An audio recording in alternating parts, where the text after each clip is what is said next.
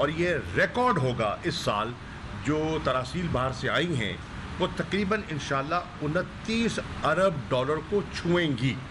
تو یہ پاکستان کی تاریخ میں ہائیسٹ ریمیٹنسز ایور ہوں گی. اسی طرح آپ دیکھیں کہ ہماری 4 فصلوں میں اللہ تعالیٰ نے ساتھ دیا, موسموں نے ساتھ دیا, اور اس میں ہمیں بہت بڑا بریک تھرو ملا. آپ کی گندم کی ریکارڈ پیداوار ہوئی ہے, اور پاکستان کی تاریخ میں اتنی بڑی فصل پہلے نہیں ہوئی جو اس سال گندم ہوئی ہے, اور پاکستان کی تاریخ میں اتنی بڑی فصل پہلے نہیں ہوئی جو اس سال گندم کی پیداوار ہوئی ہے. آپ کی گندم کی پیداوار, آپ کی مکئی کی پیداوار, آپ کی گنے کی پیداوار اور آپ کی چاول کی پیداوار, یہ 4 فصلوں میں ہمیں بے پناہ کامیابی ہوئی ہے. ایک فصل میں ہمیں دقت آئی اور ہم اپنے ایسٹیمیٹس کو نہیں چھو سکے, اور وہ ہے کپاس. اور اس کی وجوہات ہیں, اور بنیادی وجہ اس کی جو ہے وہ سیڈ, معیاری سیڈ نہ ہونا, اور اس میں ریسرچ کا فقدان جو ہے اس کا سامنا کرنا پڑا, اور وہ ہمیں ایک ڈیفیکلٹی آئی ہے جس کو ہم انشاءاللہ دور کرنے کی کوشش کر رہے ہیں. اور یہاں ہم چائنا سے ہیلپ لے رہے ہیں تاکہ ان کے جو زرعی ماہرین ہیں اور ان کی جو ریسرچ ہے اس ریسرچ سے ہم مستفید ہو کر اپنی یہ جو ساؤتھ پنجاب کی کاٹن کی پروڈکشن جو متاثر ہوئی ہے اس پر بھی ہم اپنا غلبہ پا سکیں اور اس کو دور کر سکیں. تو ہمارا اس بجٹ کا جو فلسفہ تھا وہ ایک تھا گروتھ, جس کے لیے ہم نے ایک حکمت عملی وضع کی ہے, انڈسٹریل سیکٹر کے لیے بھی کی ہے اور رعایت دی ہے, مراعات دی ہیں, اور ایگریکلچر سیکٹر کے لیے بھی کی ہے, مراعات دی ہیں. آپ نے دیکھا کہ چھوٹے کاشتکار کے لیے جو تقریباً 90 سے 92%, 93% ہے, جو 12.5 ایکڑ اور 12.5 ایکڑ سے کم زمین کا مالک ہے, اس کے لیے جو ایک بہت بڑا ایک انقلابی قدم اٹھایا گیا ہے وہ ہے بلا سود قرضوں کا اجرا. ربی کی فصل میں اور خریف کی فصل میں اس کو بلا سود قرضہ دیا جائے گا, جس سے کہ وہ اپنی انپٹس حاصل کر سکے گا, بر وقت انپٹس دے سکے گا, اور ملک کی زرعی پروڈکٹیوٹی بڑھا سکے گا. جب پروڈکٹیوٹی بڑھتی ہے تو آپ کے پاس ایکسپورٹیبل سرپلس ہوگا, اور ہماری گروتھ کو سسٹین کرنا ہے ان دا لانگ رن, وہ پروڈکٹیوٹی نے کرنا ہے اور گروتھ نے کرنا ہے.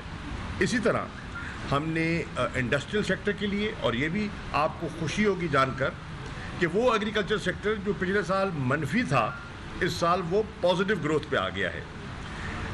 لارج اسکیل مینوفیکچرنگ سیکٹر میں اس سال کے اختتام پر ہم توقع کر رہے ہیں کہ 9% گروتھ ہوگی.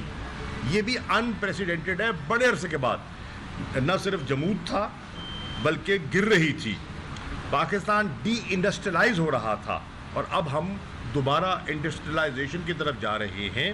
اور آپ نے دیکھا کہ اس دفعہ بجٹ میں بہت سی کنسیشنز دی گئی ہیں, فیڈرل ایکسائز میں دی گئی ہے, ڈیوٹیز میں دی گئی ہے, ٹیکس کنسیشنز دیے گئے ہیں, اسپیشل اکنامک زونز کو پروموٹ کرنے کے لیے ایسے اعلانات کیے گئے ہیں جس سے کہ انشاءاللہ ہمارا انڈسٹریل سیکٹر جو ہے وہ گرو کرے گا. دوسری چیز ہماری جو ہماری اس بجٹ کا فلسفہ اور کوشش تھی وہ ہے ڈیولپمنٹ اورینٹیشن. اس سال ہم نے مرکزی بجٹ میں جو پبلک سیکٹر ڈیولپمنٹ پروگرام ہے اس پہ ہم نے رکھا ہے 900 ارب.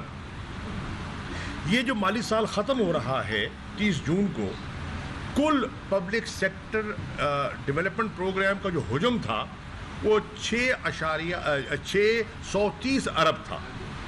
اس کو بڑھا کے کیا گیا ہے 900 ارب, یعنی کہ تقریباً اس میں 43% اضافہ کیا گیا ہے. جب ڈیولپمنٹ کا پیسہ زیادہ خرچ ہوگا اس کا امپیکٹ بھی گروتھ پہ ہوگا, اور اس کے لیے رقم مختص کی گئی ہے. نہ صرف وفاقی بجٹ میں جو صوبوں کو پیسہ منتقل کیا جا رہا ہے 2135 ارب کے لگ بھگ, وہ بھی پچھلے سال سے کہیں زیادہ ہے, اور صوبوں کو بھی آپ دیکھیں گے کہ زیادہ وسائل دستیاب ہوں گے ڈیولپمنٹ ایکٹیویٹی کو انڈر ٹیک کرنے کے لیے. یہ دوسری. اور ہماری تیسری ترجیح جو ہے اس بجٹ میں وہ ہے مہنگائی کا مقابلہ کرنا، کیونکہ اس وقت ہمارا جو بہت بڑا چیلنج رہا ہے اس پورے سال میں وہ رہا ہے مہنگائی. آٹا، چینی، گھی، یہ روز مرہ کی جو چیزیں تھیں اس میں ہم کس طرح ہم کمی لا سکتے ہیں یا ٹھہراؤ پیدا کر سکتے ہیں، اور ایک اس میں ٹھہراؤ پیدا کریں، اور دوسرا جو عام شہری ہے کی قوت خرید میں اضافہ کریں. اس کی جب پرچیزنگ پاور بڑھے گی تو جو چیزیں مہنگی بھی ہیں وہ خرید پائے گا. جب اس کی پرچیزنگ پاور کم ہوگی تو وہ نہیں خرید پائے گا. اور آپ نے دیکھا کہ اب جو ہمیں اشارے مل رہے ہیں کہ اللہ کے فضل و کرم سے ہماری جو پر کیپٹا انکم ہے اس میں بھی اضافہ دکھائی دے رہا ہے. اور پر کیپٹا انکم میں اب ایک خیال ہے کہ $200 فی کس اس میں اضافہ ہوا ہے. یعنی کہ جو تقریباً 1300 رفلی، میں کہہ رہا ہوں رفلی جو $1300 پر کیپٹا ہماری انکم تھی، اب وہ انشاءاللہ ہو رہی ہے 1500، اور اس کو آگے لے کے جانا ہے تاکہ جب پرچیزنگ پاور بڑھے گی تو اس سے وہ مہنگائی کا بہتر مقابلہ کر سکیں گے. اور دوسرا قیمتوں میں ہم نے ٹھہراؤ لانا ہے. کس طرح؟ ٹیکس کی مراعات، بہتر ایڈمنسٹریٹو کنٹرول، یوٹیلیٹی سٹورز کو زیادہ مؤثر طریقے سے استعمال کرنا، اور وہ ایریاز جن کی وجہ سے مہنگائی میں اضافہ ہو سکتا ہے اور ہوا ہے ان پر کنٹرول. ہم پر بڑا پریشر تھا کہ بجلی کے نرخ بڑھائے جائیں، ٹیرف بڑھایا جائے. پرائم منسٹر صاحب نے بہت بحث تمیز کے بعد یہ فیصلہ کیا کہ لوگوں پر بجلی کا مزید بوجھ نہیں ڈالا جا سکتا. لوگ پہلے بہت بوجھ اٹھا رہے ہیں، نمبر ایک. نمبر دو، جب بجلی میں ہم اضافہ کریں گے ٹیرف میں تو اس کا ڈائریکٹ امپیکٹ ہوگا کاسٹ آف پروڈکشن پر. جب کاسٹ آف پروڈکشن بڑھے گی تو ہماری جو اشیاء ہیں جو ہم پیدا کرتے ہیں ان کی جو کمپیٹیٹو ایج ہے وہ ہمارا ضائع ہو جائے گا. تو ہم نے پریشر کے باوجود بجلی کی قیمت نہیں بڑھائی. ہم نے پریشر کے باوجود پیٹرولیم کی قیمتوں میں ٹھہراؤ رکھا ہے اور ڈیزل کی قیمت کو کم کرنے کا، جس کا ڈائریکٹ امپیکٹ آتا ہے ٹرانسپورٹیشن پر، فریٹ کاسٹ پر، ٹریکٹرز پر، اس کو ہم نے کم کرنے کا فیصلہ کیا ہے. اسی طرح ہم نے ٹیکسز، انکم ٹیکس کی شرح میں اضافہ نہیں کیا تاکہ سیلز ٹیکس کی شرح میں اضافہ نہیں کیا بلکہ کمی کی ہے. اور اس لیے کہ یہ وہ چیزیں ہیں جن کا ڈائریکٹ امپیکٹ ہوتا ہے مہنگائی پر. اور دوسری جو اللہ کا کرم ہوا ہے، جو روپیہ ہمارا دن بدن گر رہا تھا اور ڈالر چڑھ رہا تھا، اس میں نہ صرف ٹھہراؤ آیا ہے، اس میں بہتری آئی ہے. روپی نے باؤنس بیک کیا ہے. تو اس کا بھی ہم توقع کرتے ہیں کہ مہنگائی کو کنٹرول کرنے میں قدرے ہماری مدد ہوگی. تو یہ تین جو ہماری پلرز ہیں، growth, development and containment of inflation, جس کو افراط زر کہتے ہیں اردو میں، یہ ہماری بجٹ کی حکمت عملی رہی ہے.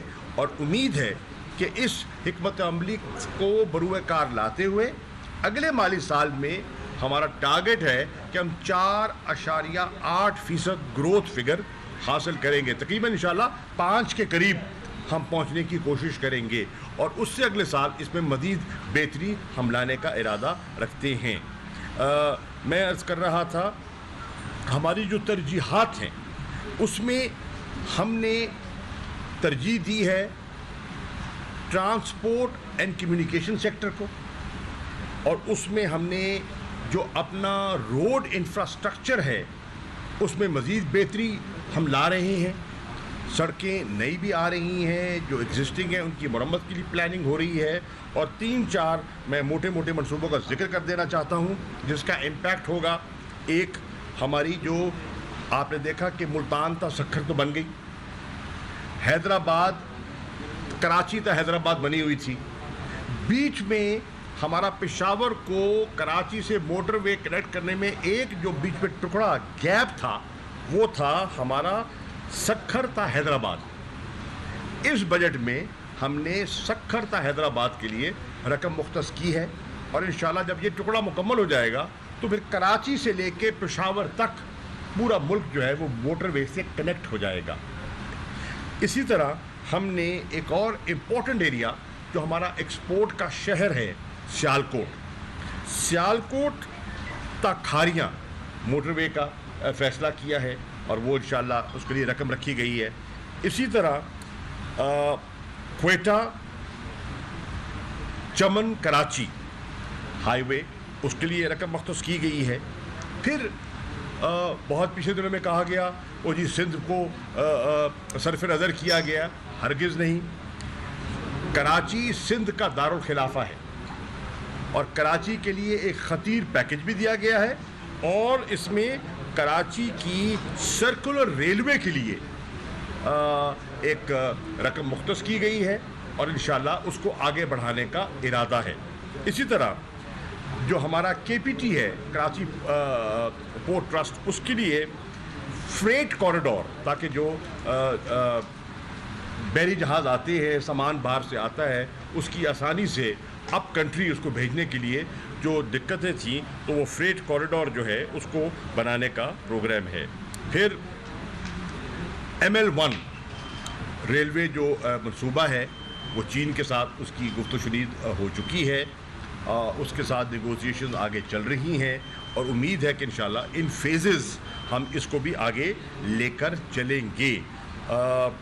तो ये मैं कर रहा था, एक हमारी है अपना तरजीह ट्रांसपोर्ट और कम्युनिकेशन और इसके लिए हमने 244 अरब रुपया मुख्तस किया है।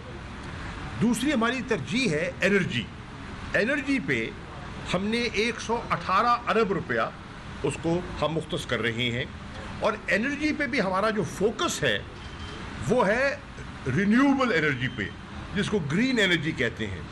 अल्लाह ने आपको पानी दिया है जो हम ज़ाया कर रहे थे, तो अब हम पन बिजली और सोलर का सहारा ज़्यादा लेना चाहते हैं ताकि बिजली जो बहुत मुल्तान में वज़ीर ख़ारजा शाह महमूद कुरैशी हम मीडिया से गुफ्तगू कर रहे हैं। बजट के कुछ मंदरजात को लेकर इस वक्त मीडिया के सवालों के जवाब भी दिए जा रहे हैं।